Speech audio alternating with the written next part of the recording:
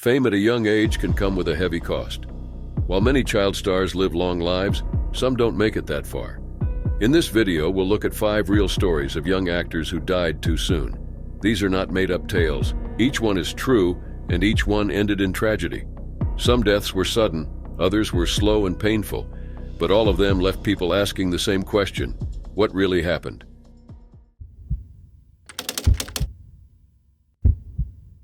It was July 25, 1988 in Los Angeles, California. 10-year-old Judith Eva Barcy was one of Hollywood's brightest young stars. She had voiced Ducky in The Land Before Time and Anne Marie in All Dogs Go to Heaven. She also appeared in Cheers, Jaws, The Revenge, and over 50 commercials. From the outside, it seemed like she was living a dream. But inside her home on McCall Street, things were very different. Judith's father, Yosef Barcy, was controlling and unpredictable. For years, Judith and her mother, Maria, lived in fear. On that summer day in 1988, their fear became reality. Judith was born on June 6, 1978. Her parents had both left Hungary after the Soviet occupation in 1956 and met in California. Maria worked as a waitress, while Yosef, known to friends as Arizona Joe, was a plumber. Hoping to give her daughter a better life, Maria supported Judith's acting career, which began when a producer noticed her at an ice rink at age 5. Judith's career took off fast. She booked TV roles, voice work, and ads.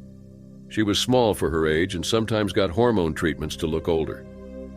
By the time she was 10, Judith was earning around $100,000 each year. Her income allowed the family to move into a 3-bedroom home in Canoga Park.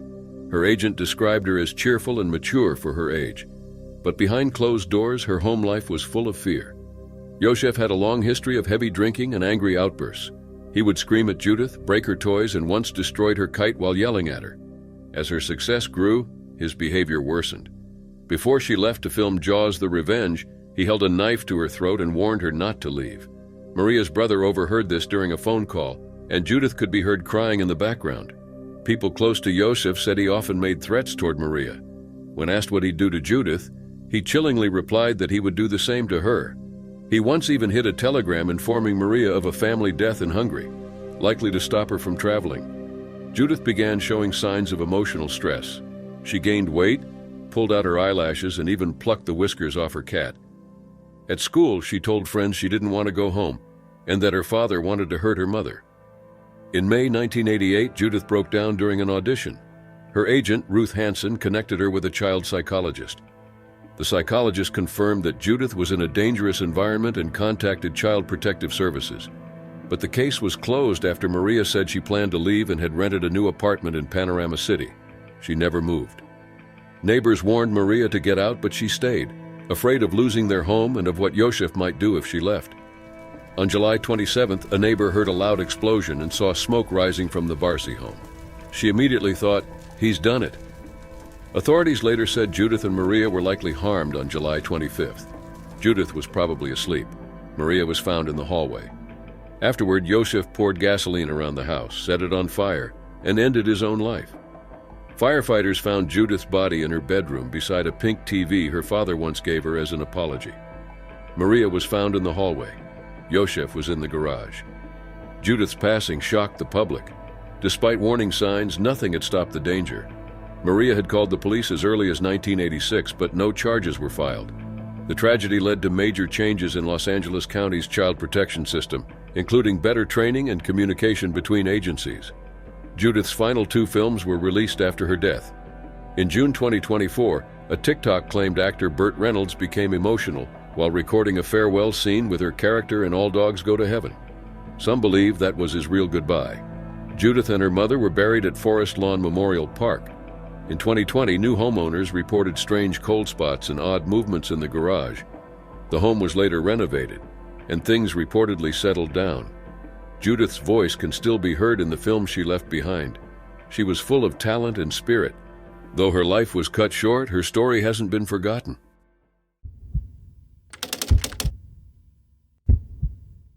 It was November 11, 2003 in Los Angeles, California. The night was quiet. Inside a small apartment just away from the usual Hollywood activity, 27-year-old Jonathan Brandis was alone. Once a well-known child actor and teen star in the 1990s, his life had slowed down in recent years. Around 11:40 p.m., a friend stopped by his apartment and found him in critical condition. He had harmed himself in the hallway. Paramedics rushed him to Cedars-Sinai Medical Center, but his injuries were too severe. The next day, on November 12th, Jonathan passed away. Jonathan Gregory Brandis was born on April 13, 1976, in Danbury, Connecticut. His mother, Mary, was a teacher and personal manager. His father, Greg, worked as a firefighter and food distributor. Jonathan's career began early. At just 2 years old, he was modeling for Buster Brown shoes. By 4, he was doing commercials. At 6, he landed a role on the soap opera One Life to Live. When Jonathan was 9, the family moved to Los Angeles to help him pursue acting. Soon, he began landing roles in shows like Full House, Murder, She Wrote, and The Wonder Years. But 1990 marked a turning point. At age 13, he played the lead in The Never-Ending Story 2 and starred as Bill Denbrough in the TV version of Stephen King's It. His performances were well received by both critics and viewers. He kept building momentum. He acted in Sidekicks alongside Chuck Norris and Ladybugs with Rodney Dangerfield. But his biggest role came in 1993, when he was cast as Lucas Wollensack in Sequest DSV, a science fiction series backed by Steven Spielberg. His character, a teen science genius, made him a major teen star. At the height of his fame, he received around 4,000 fan letters a week, and young fans gathered to see him at Universal Studios Orlando. Even with his success, Jonathan had larger goals. He wanted to move behind the camera. In a 1994 interview with the Hartford Courant, he said, "I want to be remembered as an actor who started strong and ended stronger, someone who made the shift to writing and directing." But when Sequest DSV ended in 1996, things changed.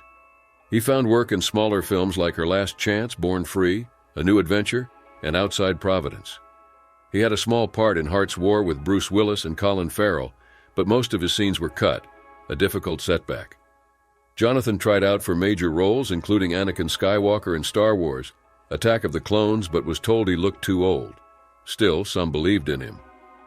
While filming Port of Vallarta Squeeze, actor Harvey Keitel told producers that Jonathan had serious potential, but the movie wouldn't be released until after his passing.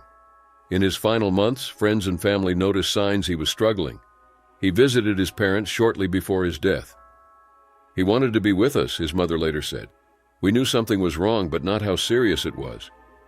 He didn't leave a note, but those close to him believed he was dealing with deep emotional pain. The pressure from childhood fame and a career that didn't turn out as he'd hoped had taken a toll. Fans were heartbroken. Online message boards filled with memories, tributes, and questions. Some even reached out to the coroner's office for answers. In 2021, Soleil Moon Frye, Jonathan's former co-star and friend, shared voicemails from him in her documentary Kid 90. "He was a real friend," she said. "Hearing his voice again broke my heart." Years later, his father still reflects on him. "I talk to him sometimes," Greg said. "It makes me smile.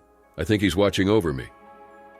Jonathan Brandis never got to live the future he imagined, but his work left a lasting impression. To many, he will always be remembered as the talented young actor who once seemed destined for so much more.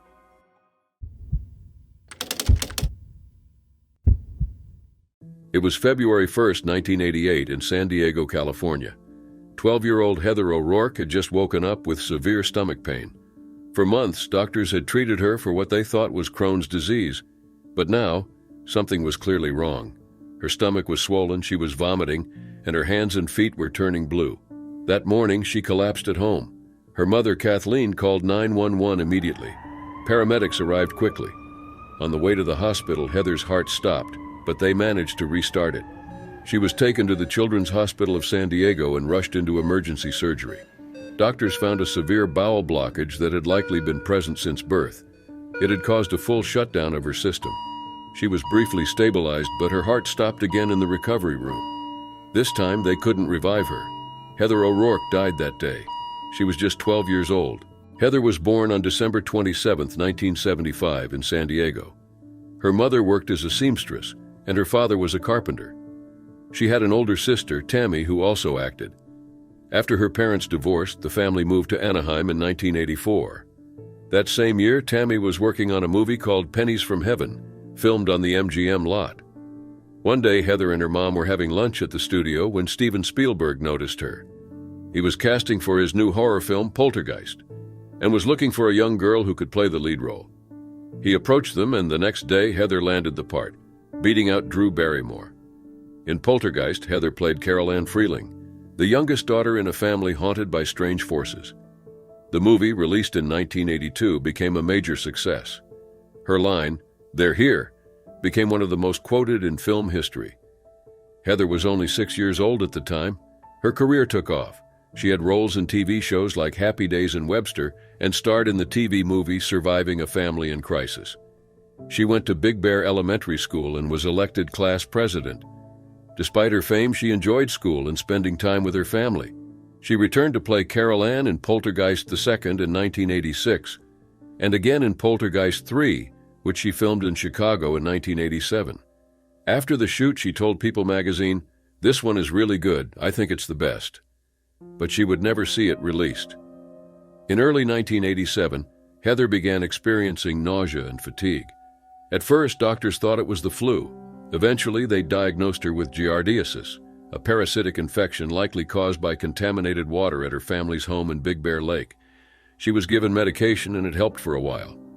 Before filming Poltergeist 3, her mother took her for follow-up tests. Doctors gave her a barium drink and took x-rays. The infection was gone, but there was still inflammation. She was diagnosed with Crohn's disease and put on medication. One of the medications caused her face to swell. She called them her chipmunk cheeks.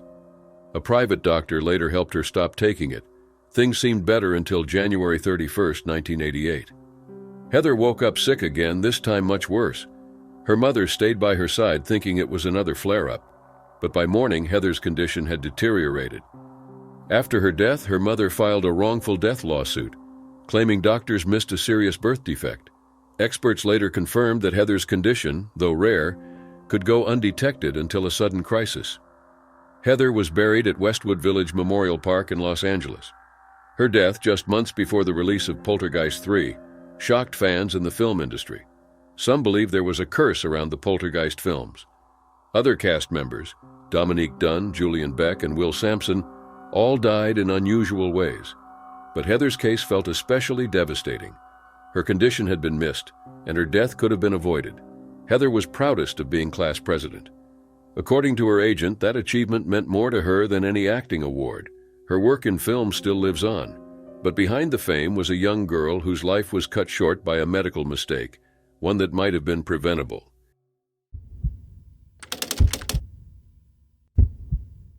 It was October 30th, 1993 in West Hollywood, California. River Phoenix, a 23-year-old actor praised for his talent and strong values, had just come back to Los Angeles after finishing work on the film Dark Blood in Utah and New Mexico. For nearly 2 months, he had stayed away from harmful behaviors. But that changed when he returned and met up with his friend John Frusciante, the guitarist for the Red Hot Chili Peppers. For several days, they didn't sleep, and according to reports, they used dangerous substances. Bob Forrest, a musician and close friend, later wrote that River was stuck in a harmful pattern, using something to stay awake, then something else to calm down. He started to look sick, and his skin turned pale. Friends noticed and tried to help, but River didn't want it. That night, River went to the Viper Room, a club part owned by Johnny Depp. Depp's band, P, was performing, and River planned to play with them. He showed up with his girlfriend Samantha Mathis, his brother Joaquin, and his sister Rain. The club was packed and loud. Samantha could tell something was wrong. River didn't seem well. During the show, River walked over to Bob Forrest and whispered, "Bob, I don't feel so good. I think I'm ODing." He still looked okay, standing and speaking clearly, but pale. Bob offered to take him home, but River said he was feeling better and walked away. Not long after, River went to the club's bathroom where he started shaking and losing control. People nearby tried to help by splashing water on his face, but he wasn't responding well. At around 1 a.m., a club bouncer forced him out through a side door. Samantha saw him, first thinking he was in a fight, but then he collapsed and began convulsing on the sidewalk. Samantha ran to get Joaquin and Rain. Joaquin rushed out and called 911. In a leaked recording of the call, he can be heard panicking, shouting, "He's having seizures. Please, he's dying." He didn't know exactly what River had taken. Rain lay beside her brother, trying to calm him. She gave him mouth-to-mouth as a crowd gathered. Inside the club, the band continued playing. Flea, the bassist for the Red Hot Chili Peppers, came outside after realizing what was going on. Paramedics had just arrived. River was in cardiac arrest. Flea rode with him in the ambulance to Cedars-Sinai Medical Center. At 1:51 a.m. on October 31st, River Phoenix was pronounced dead. He was only 23. 2 weeks later, the Los Angeles County coroner confirmed he passed due to a mix of harmful substances found in his system. The death was ruled accidental. It left his family and fans shocked. River was known not only for his acting, but for his values. He was a vegan, supported animal rights, and was named PETA's Humanitarian of the Year in 1992. Still, he had long struggled with private pain. Born River Jude Bottom in 1970, he was the eldest of 5 siblings. His family once followed the Children of God group during the 1970s, something River later said caused him emotional trauma. They left the group in 1978 and changed their last name to Phoenix. He began acting at a young age and gained fame with films like Stand By Me, Running on Empty, and My Own Private Idaho. He was nominated for an Oscar and respected for his talent, but the pressures of fame often overwhelmed him. By the early 1990s, his struggles became more visible. Friends tried to help, but he kept declining. After his death, fans left flowers and notes outside the Viper Room. While the world moved on, his family never fully did. Actor Harrison Ford once said he loved River like a son. Joaquin Phoenix, now a well-known actor, continues to honor him. During his Oscar acceptance speech in 2020, Joaquin ended with River's words, "Run to the rescue with love and peace will follow." Rain still shares his thoughts today. One of his messages read, "We're all worth it, millions of planets and stars and galaxies." River Phoenix had extraordinary potential, but the mix of pressure, pain, and personal challenges eventually took its toll. And on that Halloween morning in 1993, his story came to a heartbreaking end.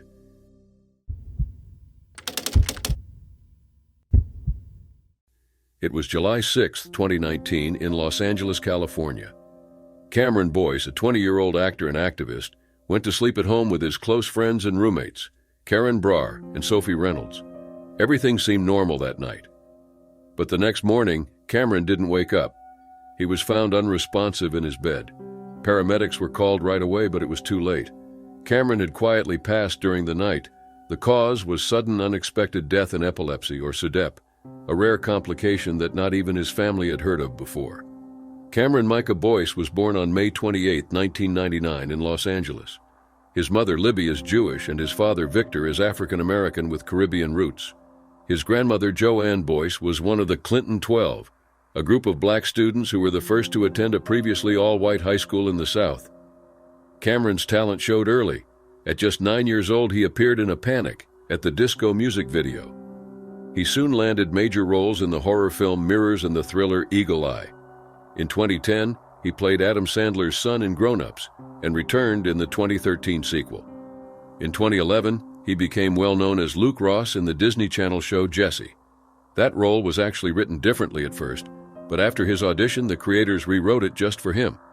Later, he starred as Carlos, the son of Cruella de Vil, in Disney's Descendants films alongside Dove Cameron, Sophia Carson, and Boo Boo Stewart. The third movie aired 1 month after his passing. Instead of the usual premiere, Disney aired a tribute to honor him. Cameron was more than an actor. He was also a skilled dancer trained in ballet, jazz, tap, hip-hop, and especially loved breakdancing. He performed with a group called X-Mob and was known to his crew as Truth. He used his fame to support important causes. He worked with the Thirst Project to bring clean water to communities in need.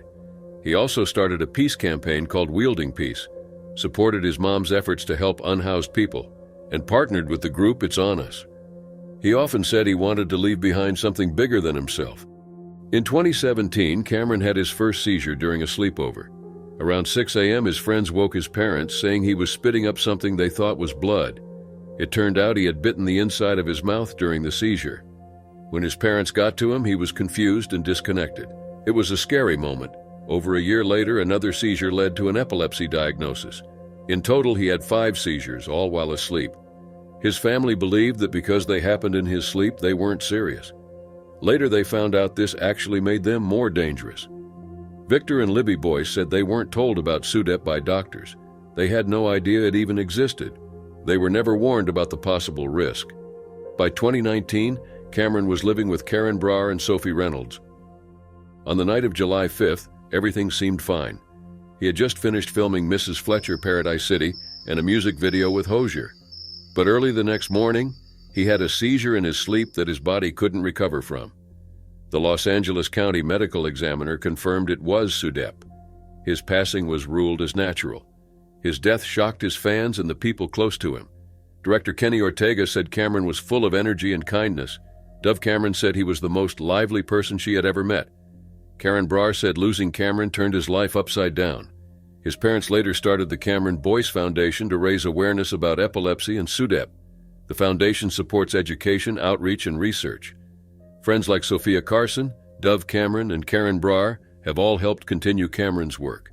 He may have passed at just 20 years old, but the impact he left behind is still strong, just like he always hoped it would be.